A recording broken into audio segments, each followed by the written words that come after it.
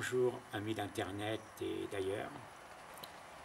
Suite à une discussion impromptue sur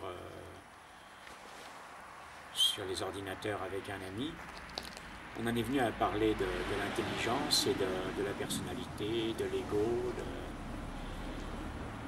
Et donc comme j'avais un avis un petit peu différent, voire étrange, puisque je gravite depuis longtemps dans le monde de l'occulte et de l'ésotérisme, je vous parle un petit peu d'une autre vision de ce qu'est un cerveau. Pour les gens, on pourrait dire du commun du mortel, la personnalité, c'est un cerveau, et ce cerveau fait fonctionner un être humain avec ses souvenirs, avec sa mémoire, avec ses possibilités. On dirait un peu à chacun son panier. Or, il existe d'autres interprétations de ce qu'est une intelligence. Et par exemple, que l'intelligence ne soit pas une personnalité ni un ego, mais que ce soit un ensemble de blocs mémoire et qui vont se raccorder en fonction des circonstances.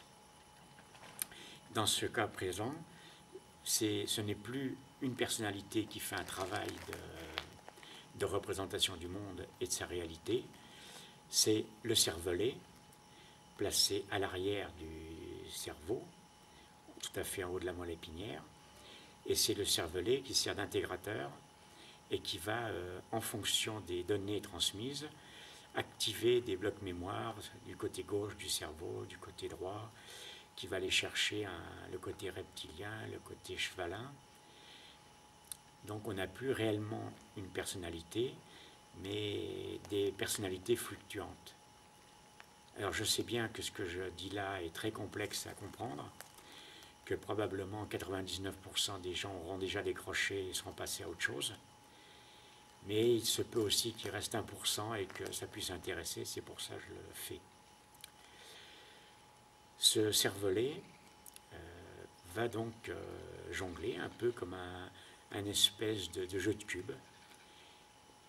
Et il va voir par exemple un prunier, il va associer ce qui est un arbre, ce qui est un fruit, ce qui est une couleur, mais en plus il va aller chercher